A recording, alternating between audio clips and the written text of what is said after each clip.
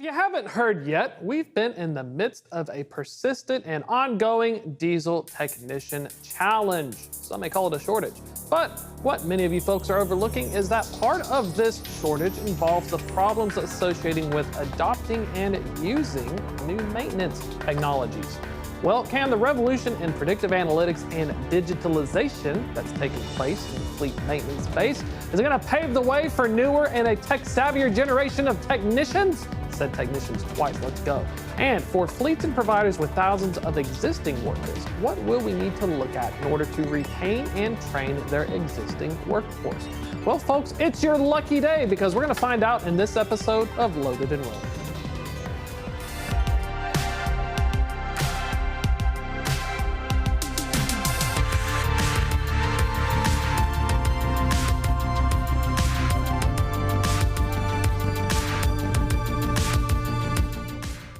Welcome to Loaded and Rolling. I'm your host, Thomas Wasson. Now, it's one thing to buy a truck, hire a driver, and haul freight. It's a completely different thing to handle the challenges involved with keeping the trucks rolling, from tires, oil changes, and even the occasional mirror destroyed by a careless backing accident. Now, for the millions of over-the-road drivers operating today, there is an army of diesel technicians and mechanics standing by to help provide roadside to stranded drivers or repairs at a nearby shop. But due to changes in technology and processes, this isn't your grandfather's diesel engine, where an analog system and a little bit of ingenuity could have kept them running. Today's modern diesel engine is just as much a cyborg as a workhorse, equipped with thousands of sensors integrated into onboard computers that monitor vehicle health and, with new technology, can even predict a breakdown thousands of miles in advance. Joining me to talk about what technology and data is doing to revolutionize the fleet maintenance space and how training and recruiting must evolve for the next generation is Jim Rice, VP of Transportation at Uptake, a provider of industrial and fleet intelligence solutions. Jim has nearly a decade of experience in fleet management technologies, having previously worked at Lytx before joining Uptake. Jim, welcome, sir. Thank you. Thanks for having me today. Excited to have you on. Good to get to talk to the folks at Uptake as well. It's been a minute, but it's always fun because I remember through my last conversation, based on the technology and where we're at, it could probably tell if the truck is healthier than myself based on the predictive analytics. That's the truth. There's technologies today that really help, understand, prioritize, and surface up information of what to put the most attention on. If we're talking about personal health, my internal organs are probably worse, need more attention than a hangnail, but you still get the data that both are hurting. So, that's what we do from a vehicle perspective is really try and surface the right information to make sure you're doing the right stuff at the right time. And that's the really cool thing because traditionally, folks who are, working on the vehicles, technicians as well, it's something that you used to just kind of know what to replace, and you generally knew because they're very analog older systems, and now they're so complicated that for many it can feel a little daunting. Tell us about this diesel technician shortage. What's the situation for folks who may not know that there's another dimension, not just with a potential driver shortage, but a technician shortage? Yeah, without a doubt. I mean, I think across the board, and this is a reflection of society as well, is there's just a lack of interest in in the newer generation of workers coming in skilled labor. Handshake recently did a survey that year over year, there's been a 49% reduction in Gen Z's interest in skilled labor jobs. And so we have to do a good job of providing, the right resources to get folks excited about this type of world, and where it's not a daunting job and where you don't need to come in as day one as a diesel expert, but that there's tools and ways to bring you up and ramp you up pretty quickly. So it's a job that's no different than the driver shortage. We got to recruit, we got to retain, and we got to educate the new wave of technicians that are ready to come in. And I think that's one of the big things. You hit the nail on the head. Gen Z is not very interested in trades. You can look at any Twitter thread and everyone says go into HVAC or plumbing.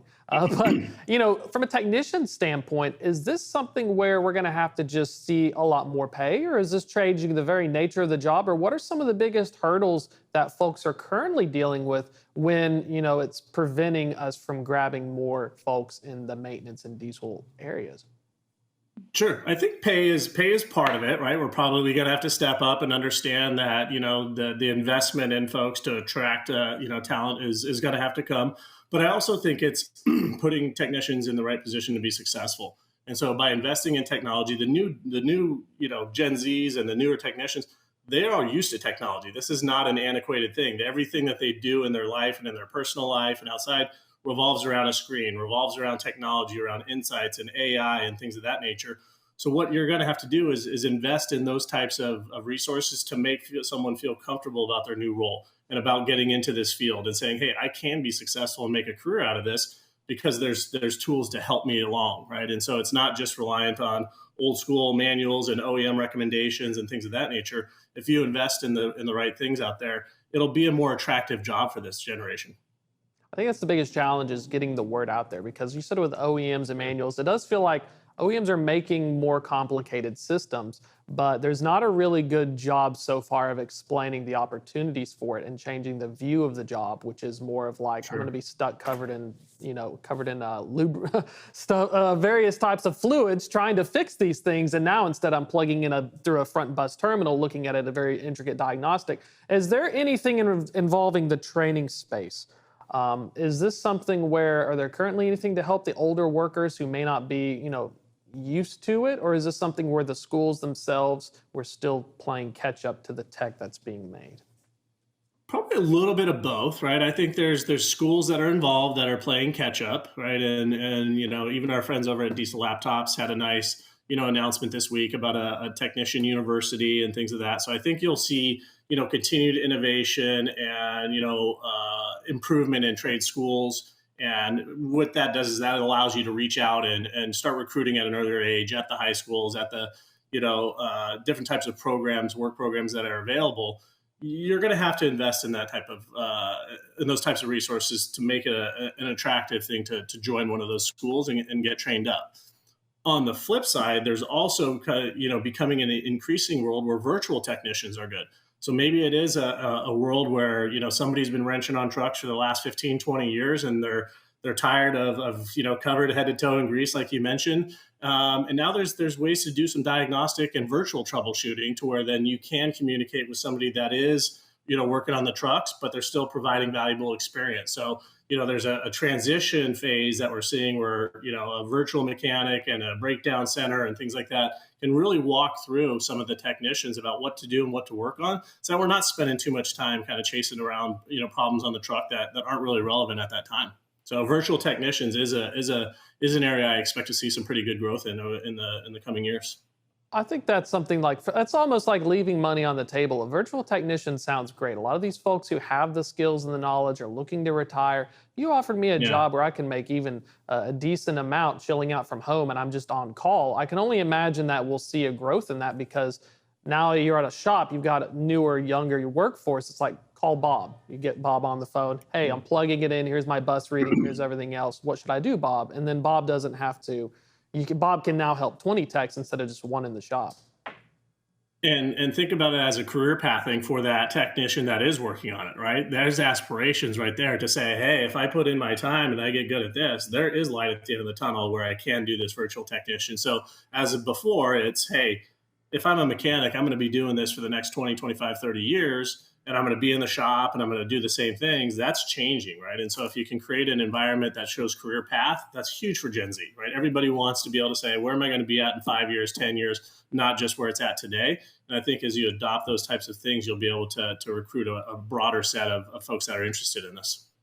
So let's talk about some of the equipment as well, the technology behind it. We've got a situation where we know with the maintenance and the technician folks that we do need a lot, but let's talk a little bit about the evolution of the Class 8s, the tractors themselves, because I think that for your average consumer, your average person, you're still just imagining an 18-wheeler like a Peterbilt that looks like it's from the 80s on the road. You don't understand that under the hood, there's been a lot of changes. Tons, right? And everything from electric vehicles to CNG to diesel to gas, of all classes and all sizes of vehicles. There's a lot more to know, right? And I think what we have to do is be really good at saying you don't need to know everything at all times. You just need to know where to get the resources to understand it, right? And trying to tackle it all and have it all up in the think tank is going to be tough for anybody. And so having good tools and resources to help diagnose and know where to go, put the attention to is critical. And looking at the landscape, Uptake is one of the great providers in terms of predictive maintenance. What is the situation right now in terms of not only those who are producing it with all the sensors, but also are we seeing a situation where it's bifurcated, where maybe I'll just make all these things and it's up to you to figure it out? Yeah, I think you're seeing a little bit more interest from the OEMs to provide a better level of service and information on their trucks. At the end of the day, traditionally OEMs are still in the hardware business, right? They make and manufacture trucks and things like that. So the software and the data science and the AI that comes with being truly predictive is tough, right? And so somebody like Uptake, we've been doing this for 10 years on all different types of assets. It's a really, really, good head start in the space. But I think you'll see time and time, over time, more and more partnerships with either companies like us and OEMs, or OEMs trying to get into this space. But the critical part about predictive in nature is data sets and the amount of data that you have to be able to get ahead of these things. It cannot be a knee-jerk reaction with a very small, sample size of data. So it's critical that teams build up those databases and apply applicable models to larger sets as opposed to early entries. It's going to be tough to move the needle for a while. I feel like there's so much data. It came from US Express, did a few years there. When I managed fleets, 55 to even 300 trucks, it was a PM report. It turned Sure. a color, and if it turns red, you better bring it in. This is back, I finished in 19, so hopefully it's better color coded now with Night Swift and whatnot. But that mindset, this is what I'm kind of curious about. For fleets and customers who are trying to adopt this tech, what are the things that they're most interested in learning about instead of moving from every 6 months it needs to get looked at or every year it needs to get checked out? What are they asking for? What should we be looking for with this new technology? Helping people prioritize is critical. And I'll run you just a couple of stats here, but without trying to be too numbers oriented here. But we did a recent analysis of 6 months of fault codes on a fleet of ours. That's one of our customers. They had 5,400 assets, right? And over 6 months, they fired almost 900,000 individual fault codes, right? So that's 27 trucks per fault codes per truck every month. And that is just extremely noisy, right? So it's almost, close to 1 million fault codes that are firing in 6 months. How do you sort through that? How do you get through the noise and understand what to work on and things of that nature?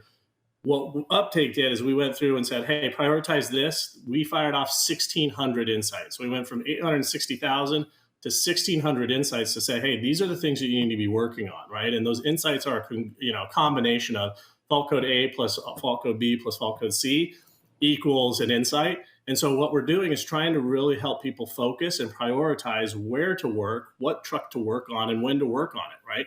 Not everything needs to be pulled in right away. So, you can look at things that have a medium level severity and say, hey, there is a PM coming in. It's supposed to be in the shop in 10 days. Let's just make sure we address it at that 10-day mark when it's in so that it doesn't come back in 2 weeks later. So prioritization and organization of the data that's coming off the ECMs these days is critical.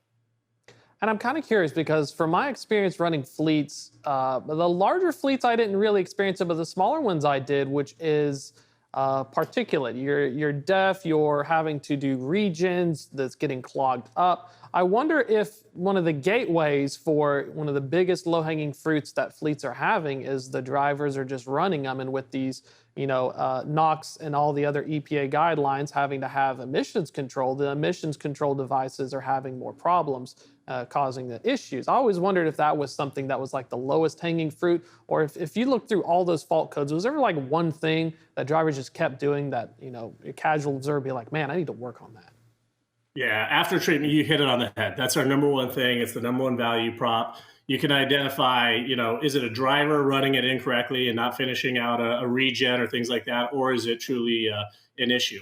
One of the things that we have seen, and especially since COVID, is the reliance on aftermarket parts. And so what we're seeing is a lot of NOx sensors and things like that aren't from the OEM, that are aftermarket or third party, are not as not as good a quality. And so you can't run them as long. The sensors are failing sooner.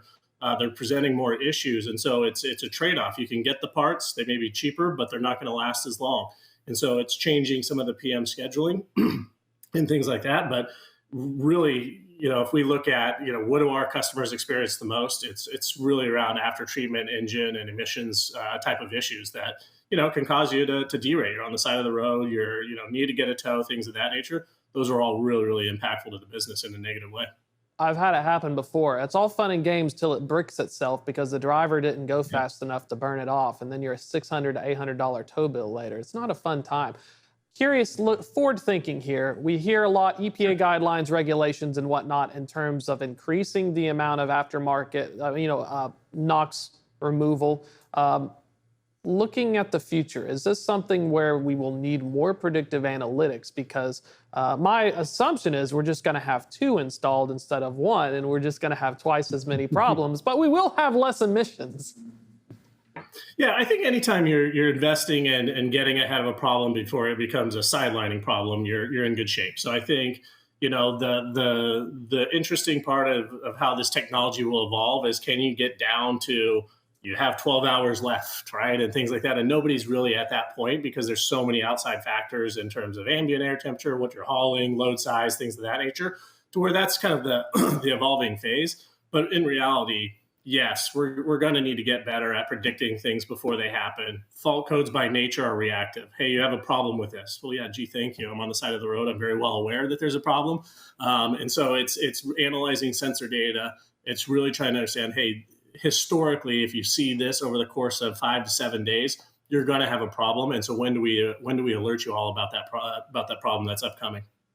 And I wonder if this also ties into the diesel tech shortage and some of the cultural challenges. Are there instances, at least from customers and feedback, where they're getting the data, they're showing they need to get these things changed, but are they ever getting pushback from the local shops, third-party vendors saying, no, I've done this forever, I don't need to do this? How are you getting this? Yeah, we oftentimes have customers that use third party maintenance, and they'll bring a truck in and say, "Hey, Uptake says this is a problem," and they'll go, "It's not, right? I just hooked up my diagnostic machine and it's not there, right?" And so it is a foundational education piece for anybody that's working on the trucks, whether it's in-house or outsourced maintenance. If you are going to use a technology like this, it's worth sitting down with your maintenance provider and saying, hey, this is what we're doing. This is how the system works, and helping educate anybody that's involved in your trucks, not just your own internal staff. That's what I'm thinking of, opening the doors. Fleet customers, fleets obviously want to keep their equipment running, but for OEM parts makers, for third-party parts makers, and for like your Loves, TAs, travel centers, is there any anecdotal evidence that we're seeing some of them start to adopt the predictive maintenance, and then maybe having a repository where they look at an uptake data and say, well, I fixed this many trucks, maybe I should upsell a customer this part because I know statistically it's going to fail based on how many other trucks I've fixed? And it's a good source of revenue for them, right? And so if I'm a Loves or if I'm a Daimler dealer and things of that nature, right, you're trying to earn that repeat business of whether things fail. You don't want them to go down the street or leave city and, hey, it breaks down in the next town over and you lose out on some of that revenue, right? And so you are seeing this kind of buzz and interest from not only the end fleets, but providers, service providers, leasing companies, that are leasing out trucks, or rental companies. They need to know what's going on so that they can better service their fleet in real time. I'm kind of curious. Yeah, the autonomous space brings to mind as well. I'll see a lot of the folks we're looking at, regardless of the level, they're typically installing them in the mirrors or they're doing a bar array. I wonder if anyone started collecting data on how many times it goes out, or if the bar gets hit by like a bird or a rock, because I know that it's one thing to drive an autonomous vehicle and have a driver, but it's another thing when you get your mirrors taken off backed into it. Is that something Uptake's looking into as well, or are we still in the early stages of just convincing existing fleets to like pay more attention than just bring it in once a year? Yeah, we have an R&D effort into electric and autonomous vehicles, but the mass adoption isn't quite there yet. Where I think you're going to see in the next probably handful, 1 to 2 to 3 years, is OEMs and the manufacturers of these types of vehicles really own the maintenance on that. There's not a fleet that's going to adopt enough to bring in and specialized technicians in the very short term. I think over time it's going to be like when diesel first became relevant, and all the difference. You go from manual from manuals to automatic transmissions, things like that. That created a new space and a new skill set needed. We're not seeing that in mass across the autonomous or the electric vehicle space just yet. We know it's there. Our data science teams have access to data. We collect some of it. but it's not enough yet to try and put a major initiative on it, but it's coming. That's what I'm excited to keep an eye on. Looking at training as well in partnerships. Sure. Uptake has tons of data. You have the analytics. Is there any more interest from large schools or technician schools? I know there's not as many as there should be about adjusting their workflow, or is it still right now we're using outmoded stuff or just maybe provided by the OEM on like what basic things to do? Are they catching up at least in the training aspect? In theories and in concept, yes. In execution, not yet, right? And so I think if you look at overall, the predictive maintenance space is still fairly new, right? And the majority of the operators have been end fleets themselves. There is initiatives about education and training with schools and resources, and we're making some really nice inroads with OEM partnerships as well. That says, hey, how do we update and educate the materials that are going out to the folks, right? And I think that's a big thing is uptake doesn't always need to be the ones to be at the forefront and our names on everything. We can partner, and we do partner behind the scenes to say, hey, the information that you're spitting out that's coming from an OEM is getting stronger, better, and more accurate. And that's a big business model of ours, is to say, hey, we can help supplement existing programs, right? There are OEMs program out there. Can we help make those stronger with our data, with our analytics? And that's really what you're trying to, starting to see in the background is a lot of that stuff is happening. It may not be on the public and on the surface yet, but those discussions and that sharing of information is very prevalent today. I would love to eventually get the information that would give me, statistically how likely if I bought a used truck by year that I can get out of it. That's the exciting as a buyer information. I'm curious about adoption rates. I got about 3-ish minutes left here. Large fleets versus small fleets in maintenance. I came from a large fleet. They had their own shops. They had their unified roadside. They had vendors. They had an entire infrastructure. And then when I went to a small fleet, it was me in an Excel spreadsheet. What are the adoption rates currently, and what are some of the insights you're getting as you're talking to customers and trying to get them to adopt this new way of thinking instead of being reactive, being proactive? Sure. On the large scale enterprise fleets, it's where does this go into the workflow? Like, where does this, if I fire an insight, who gets it at what point and where? Right. And so is it a virtual tech who looks at it and then creates a work order for the the level shops? Is it a distribution center that, you have a shop manager and he manages the system? What we often find is in the large organizations, techs don't even know what uptake is, or they're not logging in. It's being sent into their existing workflow system, right? And so then it creates a work order in a TMT or an asset works, things of that nature, to where, it just is kind of a seamless saying, hey, work on this. This is a new work order. Right. And so that's on the enterprise side, is really finding out where and when to insert our data into the existing process. You hit it right on the head on a small fleet. We actually just signed up a fleet today that says, this is wonderful. They have 2 shop people. They get in it. They're going to look in every day and say, hey, this is the most severe insights. These are the highest level ones. Let's make a plan for those on an individual truck basis. Right. And so you have a little bit more control. They're in the system and actually working it because they are more hands-on, right? It's a smaller group when you have a fleet of 100 trucks. And so the various levels of fleet and how their operations are going to dictate when and how you use our information. I like your point here, especially in their existing workflow, because large fleets, a lot of casual observers and people I talk with, they don't understand that they have their own home brew. So half your battle is, am I going to do like an API connection? Where am I going to fit in? What am I going to do? So, looking at movement here, what's the sweet spot right now for fleet adoption? Is it are 1 to 5 truck owner ops starting to pay more attention, or are we still going to keep an eye out on the largest fleets and maybe it'll trickle down in terms of adoption for? Yeah, it's definitely kind of a top-down initiative. We're not in at the owner operator level yet. We've signed, we have a handful of customers in that 20 to 50 vehicle range.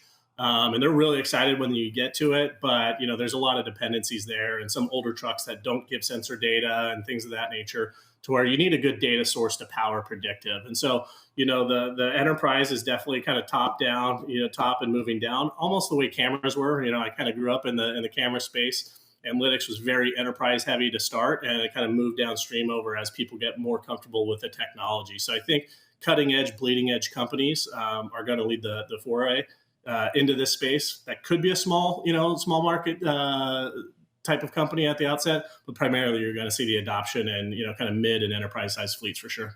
We'll keep an eye on the developments. Jim, if folks want to learn more about Uptake, if they're interested in signing up or just getting more information, what's the best way to reach y'all? Yeah, just go to uptake.com. There's a lot of good information, case studies, press releases about how people are using our system. There's a, fill out your interest form. Find me on LinkedIn. Feel free to reach out to me directly, but we would look forward to any discussions. Absolute pleasure, Jim. Thanks so much for your time, sir. Appreciate it. Thanks. Have a great day. It's going to be a wrap for today's show, but we also have a newsletter as well. If you want to check this out, it'll be uploaded to Apple, Spotify, and where you may find other podcasts every Tuesday, 1 p.m. Of course, you can catch us live or on YouTube and LinkedIn. If you want to sign up for the newsletter, we have one as well. It comes out Thursdays at 2 p.m. FreightWaves.com/loaded-and-rolling. Want to find the folks at Uptake, check them out, uptake.com as well. Wonderful people. Keep an eye out on developments. That's a wrap for today, though. Join us next week, Tuesday, 1 p.m. We'll do it live.